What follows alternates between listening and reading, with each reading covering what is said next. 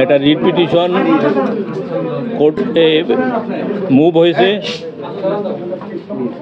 যে যার জিস্ট হচ্ছে কোর্টে দুই অ্যাডভোকেট একটা রিট পিটিশন মুভ করেছে, যার মূল প্রতিপাদ্য হচ্ছে যাতে পুলিশ মারাত্মক অস্ত্র ব্যবহার করতে না পারে সেই অর্ডার চাইছে, এবং 6 জন সমন্বয়কারী কোটা আন্দোলনের তাদেরকে কোর্টে আনার একটা নির্দেশনা চেয়েছিল এবং তাদের ফ্যামিলির কাছে হস্তান্তর করার জন্য একটা আদেশ চেয়েছে।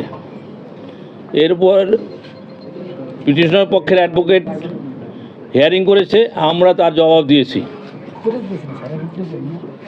আপনারা জানেন যে গতকালকে ডিবি কার্যালয়ে এই 6 জন সমন্বয়কারীর পিতা এবং মাতা এবং অন্যান্য ক্লোজ এই 6 জন সমন্বয়কারীর সাথে দেখা করেছে।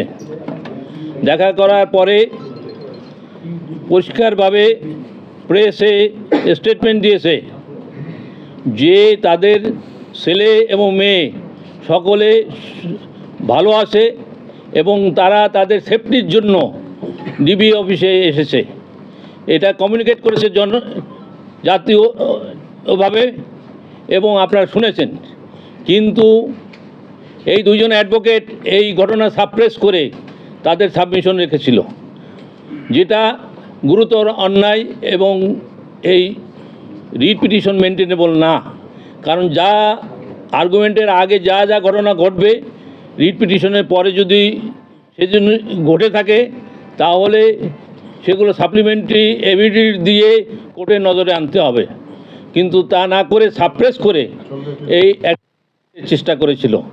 আমরা এবং কোর্ট নিজেও এই ঘটনা জানেন এবং জিজ্ঞেস করেছেন, তারা সঠিক উত্তর দিতে পারেন নাই।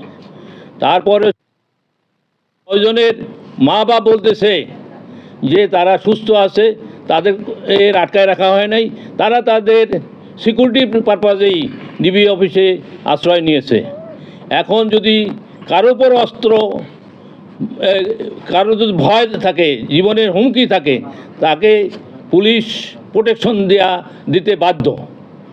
এবং সে যদি প্রোটেকশন চাওয়ার পরেও যদি প্রোটেকশন না দেয় এবং তার যদি কোনো ঘটনা ঘটে থাকে তাহলে সব দায়িত্ব পুলিশের উপর বর্তাবে।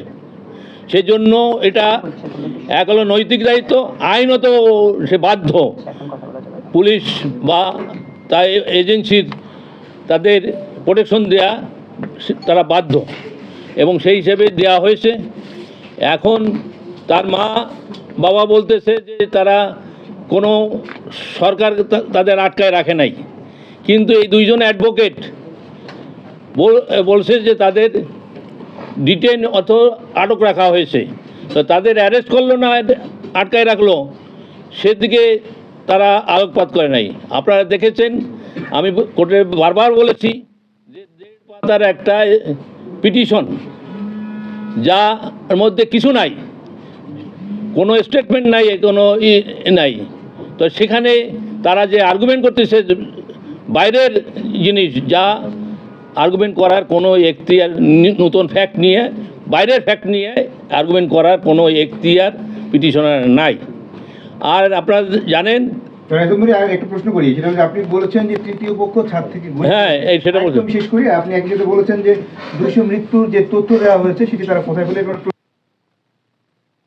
আমি বলতে চাইছি যে যেখানে সরকার বলছে যে 150 মারা গেছে, এই 150 যেটা মারা গেছে তারা তৃতীয় পক্ষের গুলিতে হতে পারে, যেহেতু তারা একটা বাচ্চার ঘটনা কোর্টের কাছে প্লেস করেছে। আপনারা দেখেছেন প্রথম আলোতে এই ঘটনাটা ছাপা হয়েছিল এবং বাচ্চা ছাদে ছিল। তো এই আমরা বলেছি, তারা এটা দেখাচ্ছিল যে বাচ্চাও রেহাই পাচ্ছে না। আমরা বলেছি যে বাচ্চা ছাদে ছিল, এটা আমরা সরকার পক্ষ সকলেই এর জন্য দুঃখিত এবং আমরা মর্মাহত। কিন্তু এই কোর্টে একটা ছাদে কিভাবে সরকারের গুলিতে মারা যাবে এ কথা কিন্তু কোনো পত্রিকায় নাই। তো কে গুলি করেছে? যে ছাদে গুলি হয়েছে তার থেকে উপরের ছাদের থেকে তাকে গুলি করা হয়েছে, এ কথা আমরা কোর্টকে বলেছি।